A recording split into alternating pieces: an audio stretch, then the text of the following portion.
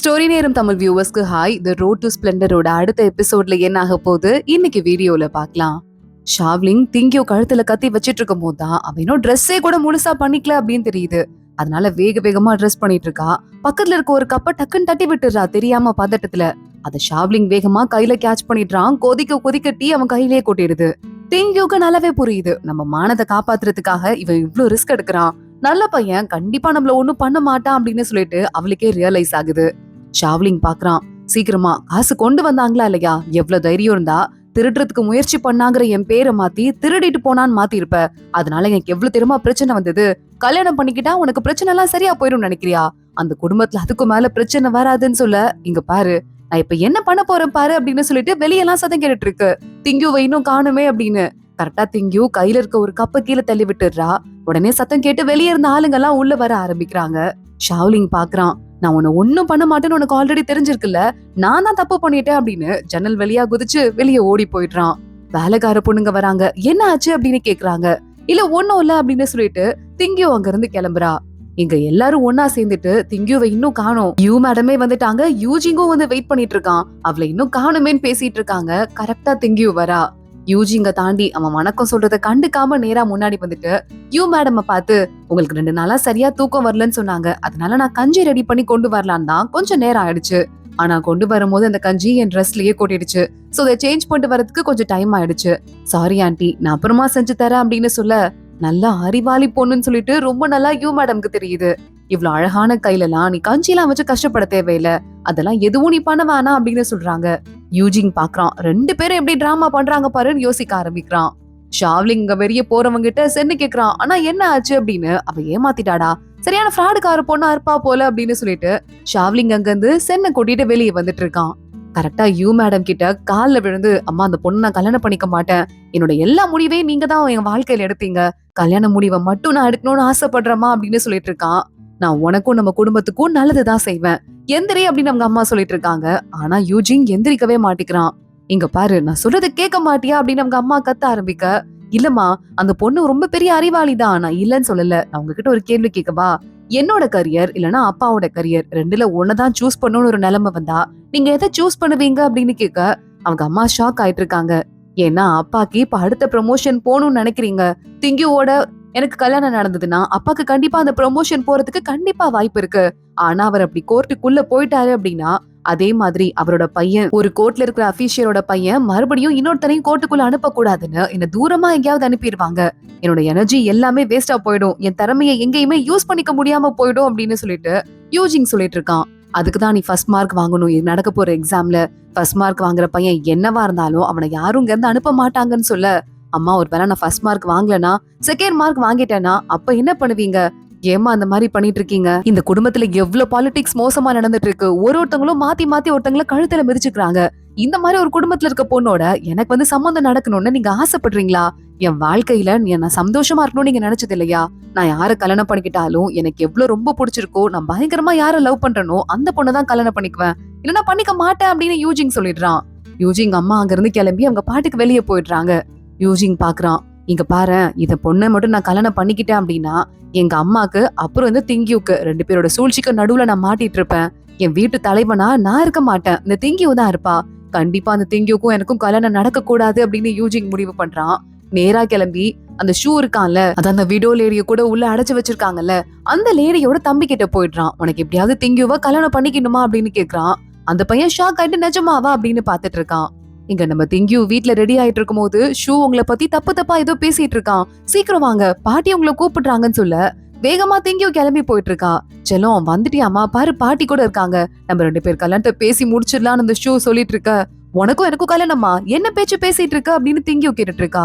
இங்க பாரு உன்னோட ட்ரெஸ் அப்படின்னு ஏதோ ஒரு இன்னர் வேற கொண்டு போய் காட்டுறான். இது பாரு உனக்கு பிடிச்ச கலரு, உனக்கு பிடிச்ச டிசைன் எம்ப்ராய்டரி கூட போட்டிருக்கு, இதை நீ என்கிட்ட கொடுத்து வச்சலன்னு சொல்லிட்டு காட்ட எல்லாரும் ஷாக் ஆயிட்டு பாத்துட்டு இருக்காங்க. பாட்டி இவன் போய் சொல்றான், இவனுக்கும் எனக்கும் எந்த சம்மந்தமும் கிடையாது, இவன் ஏன் இப்படி பேசுறான்னு எனக்கு நிஜமாவே புரியல அப்படின்னு திங்கியோ சொல்லிட்டு இருக்கா. பாட்டி பாத்துட்டு இருக்காங்க. சரி இதை வாங்கிக்கங்க அந்த துணி அவன் கையில இருந்து அப்படின்னு. சரி ஓகே வாங்கிக்கங்க, இது ஒண்ணுதான் என்கிட்ட இருக்கு நினைச்சிட்டு இருக்கீங்களா என்ன, என்கிட்ட நிறைய இருக்கு அப்படின்னு சொல்ல சரி ஓகே, எப்ப இந்த ட்ரெஸ் உன் கைக்கு வந்துச்சுன்னு சொல்ல முடியுமான்னு பாட்டி கேட்க, மியூசிக் கேதரிங் நடந்ததுல அப்ப திங்கி வந்து லேட்டா தானே வந்தா, வந்திருக்க கூட மாட்டான்னு நினைக்கிறேன். அன்னைக்கு அவ என் கூட தான் இருந்தான்னு சொல்ல, பாட்டி மோஷின்னு சொல்லிட்டு என் வேலைக்கார பொண்ணுதான் எல்லா அண்டர்வேரையும் அவ தான் பாத்துக்குவா, என் ட்ரெஸ் என் நகையெல்லாம் கூட அவ தான் ஹேண்டில் பண்றா, அவளை விசாரிச்சா எப்படி என்னோடது வெளியே போச்சுன்னு தெரிஞ்சிரும் பாட்டி அப்படின்னு சொல்ல, மோஷிய கூட்டுவாங்க அப்படின்னு பாட்டி உத்தரவு போடுறாங்க. பார்த்தா மோஷி அந்த இடத்துல இல்லவே இல்ல. விசாரிங்க, மோஷியை கண்டுபிடிங்கன்னு பாட்டி சொல்லிட, திங்கியுவ பாக்குறதுக்கு அன்னைக்கு யாக்கி வரா. நீ கவலைப்படாத, ஒரு வேலை ட்ரெஸ் எல்லாம் எப்படி வெளியே போச்சுன்னு கேட்டா நீ என்கிட்ட தான் கொடுத்தேன்னு சொல்லிரு, அந்த ட்ரெஸ் நான் தான் போட்டிருந்தேன், என் மூலமா வெளியே போயிருச்சுன்னா நான் என் மேல பழிய போட்டுக்கிறேன்னு சொல்ல, திங்கியூ பயங்கரமா சோகமா இருக்கா. இல்லடி பரவாயில்ல அப்படிங்கிற மாதிரி அழுதுட்டு இருக்கா, வாழ்க்கை எப்படி போக போதும் தெரியலையேன்னு. அன்னைக்கு நைட்டு இந்த யாக்கி இருக்கால, அவளை பாக்குறதுக்கு யூஜிங் வந்துடுறான். கதவுக்கு பின்னாடி நின்னுட்டு என் அப்பா வெளியே போயிருக்காருன்னு சொல்ல, இல்லங்க உங்க அப்பாவே இல்ல, உங்களை பாக்குறதுக்கு தான் வந்திருக்கேன், உங்களுக்கு என்ன கல்யாணம் பண்ணிக்கணும்னு இன்ட்ரெஸ்ட் இருக்கா அப்படின்னு கேட்க, யாக்கி பயங்கரமா ஷாக் ஆயிடுறா. என்ன சொல்றீங்க அப்படின்னு சொல்லிட்டு. இன்னொரு பக்கம் நம்ம திங்கியோட பாட்டி எப்படியாவது நல்ல விதமா திங்கியோட பேர் வாரணும், அந்த வேலைக்கார பொண்ணு கிடைக்கணும்னு வேண்டிட்டு இருக்காங்க. பார்த்தா அந்த வேலைக்கார பொண்ணு இறந்து போயிட்டு தண்ணி தொட்டிக்குள்ள அவளை தூக்குறாங்க. சோ அடுத்த ஆதாரம் சொல்றதுக்கும் யாரும் சாட்சி இல்ல. திங்கியோட நிலைமை இன்னும் மோசமா போயிட்டு இருக்கு. அடுத்த நாள் மறுபடியும் உங்க வீட்டுல அந்த கோர்ட்டு கூடுது. பாட்டி கேட்டுட்டு இருக்காங்க, திங்கியூ நீ அன்னைக்கு அவன் கூட இருந்தன்னு அவன் சொல்றான், நீ யார் கூட இருந்தேன்னு சொல்லிட்டு நீ நிரூபிச்சுட்டனா எந்த பிரச்சனையும் இருக்காது, என்ன பண்ணலாம் அப்படின்னு கேட்க திங்கியூ பாக்குறா. பாட்டி நான் அன்னைக்கு யாக்கி கூட தான் இருந்தேன், அவகிட்ட கேட்டா விஷயம் தெரிஞ்சிரும் அப்படின்னு சொல்றா. பாட்டி உடனே யாக்கிய கூப்பிடுங்கன்னு சொல்ல திங்கியூ ஹாப்பி ஆயிடுறா. ஏன்னா அவளும் யாக்கியும் அன்னைக்கு ஒன்னாதான் இருந்தாங்களாம். சரி ஓகே, நீங்க 2 பேரும் என்ன பேசிக்கிட்டீங்க அப்படிங்கறத 2 பேரும் தனித்தனியா பேப்பர்ல எழுதுங்க. அது மேட்ச் ஆச்சு அப்படின்னா திங்கியூ நிரபராதிங்கிறத ஒத்துக்கிட்டு இந்த பையனை தூக்கி ஜெயில போட்டுலாம் அப்படின்னு சொல்றாங்க. திங்கியூ ஹாப்பியா யாக்கிய பாத்துட்டு எழுது அப்படின்னு சொல்லிட்டு அவ போய் எழுத ஆரம்பிக்கிறா. யாக்கி எழுதலான்னு நினைக்கிற நேரத்துல அன்னைக்கு முன்னாடி நாள் நடந்தது ஞாபகம் வருது. யூஜிங் அவளை பார்த்து, நான் உன்னை கல்யாணம் பண்ணிக்கிறேன், திங்கியூ மேல எனக்கு எந்த ஆசையும் கிடையாது, ஆனா அவ கூட இருக்கிற வரைய அவளை தவிர வேற யாரையும் என்னால கல்யாணம் பண்ணிக்க முடியாது, என் மேல உனக்கு கொஞ்சமாவது அக்கறை இருந்தா, உன் லைஃப் எப்படியாவது மாத்திக்கணுங்கிற ஆசை இருந்தா நீ ப்ளீஸ் எனக்காக இந்த ஹெல்ப் பண்ணு அப்படின்னு சொல்லிட்டு முன்னாடி நாளே சொல்லிருக்கான். சோ யாக்கி பேனாவை கீழே போட்டுட்டு, இல்ல நானும் திங்கியூவும் அன்னைக்கு மீட் பண்ணிக்கவே இல்லை அப்படின்னு சொல்லிடுறா. திங்கியூ ஷாக் ஆயிடுறா. க்ளோஸ் ஃப்ரெண்ட் நினைச்ச ஒரு பொண்ணு துரோகம் பண்ணுவாளா அப்படின்னு. என்ன சொல்றீங்க, அன்னைக்கு உங்க கூட தானே இருந்தா அப்படின்னு சொல்லிட்டு திங்கியூவோட வேலைக்கார பொண்ணு கேட்க, அங்க வர ஜூவோட அக்கா வேகமா அவனுக்கு ஒரு அறை விட்டுட்டு, இங்க எந்த வெளியே கூட்டு போங்க அப்படின்னு சொல்லிட்டு யாக்கி பாக்குறா. எனக்கும் அன்னைக்கு திங்கியூக்கும் எந்த மீட்டிங்கும் நடக்கல அப்படின்னு. திங்கியூக்கு பயங்கரமா யாரோ முதுகுல குத்துன மாதிரி இருக்கு. இப்படி ஒரு துரோகத்தை அவ எதிர்பார்க்கவே இல்ல. சரி ஓகே, சீக்கிரமா போயிட்டு என் தம்பிக்கும் அந்த பொண்ணுக்கும் கல்யாணம் ஏற்பாடு பண்ணுங்கன்னு ஜூவோட அக்கா வேற ஓவரா பேசிட்டு இருக்கா. திங்கியூவோட அம்மா அண்ணான் எல்லாம் கால்ல விழுந்து, பாட்டி இத பத்தி இன்னும் யோசிச்சு பாருங்க, திங்கியூ நீங்க வளர்த்த பொண்ணு, அந்த மாதிரி அவ பண்ற ஆள் கிடையாதுன்னு சொல்ல பாட்டி யோசிச்சு பாக்குறாங்க. திங்கியூவோட நிலைமை காப்பாத்தவே முடியாத நிலைமையில இருக்கு. ஆனாலும் போயும் இந்த ஜூ குடும்பத்துக்கிட்ட நம்ம தோத்து போறதான்னு முடிவு பண்ணிட்டு, திங்கியூக்கு ரொம்ப உடம்பு முடியாம போயிருக்கு. சோ அதனால அவ வெளியெல்லாம் இனிமே வர முடியாது. நன்னரி இருக்குல்ல, துறவி மடம் இருக்குல்ல நம்ம வீட்டுல, அந்த மடத்துல அவளை அடைச்சு வச்சிருங்க, போற உயிர் அவளதோட அங்கேயே போட்டோம் அப்படின்னு சொல்லிடுறாங்க. திங்கியூ அழுதுட்டே பாட்டிய பாத்துட்டு இருக்கா. திங்கியூ ஆளுங்க அங்க இருந்து கூட்டு போயிடுறாங்க. ஜூவோட அக்கா பயங்கரமா ஷாக் ஆயிடுறா. என்ன நினைச்சிட்டு இருக்கீங்க, நான் சும்மா விட மாட்டேன், என்னோட வாழ்க்கை ஒரு வழியா நல்லா வாழ முடியாட்டி கண்டிப்பா அந்த ஒட்டுமொத்த குடும்பத்தோட அந்த எல்லா ஆர்ஜையும் அழிச்சிட்டு தான் போவேன்னு சொல்லிட்டு அந்த வீட்டு மூத்த மருமகளை மறுபடியும் மிரட்ட ஆரம்பிக்கிறா. யாக்கிக்கு சொல்லிட்டு வந்துட்டால, ஆனா லைட்டா ஒரு மாதிரி பயமா இருக்கு. நான் போய் உண்மையை சொல்லிடுறேன், யாக்கி அங்க இருந்து கிளம்புறா. வேலைக்கார பொண்ணு கேக்குறா, ஒருவேளை திங்கியூக்கு அந்த பையனோட ஜூவோட கல்யாணம் நடந்துட்டா கூட அந்த வீட்டோட பொண்ணுதான் அவ, அவளுக்குன்னு சொல்லிட்டு பெருசா எந்த ஆபத்தும் வராது.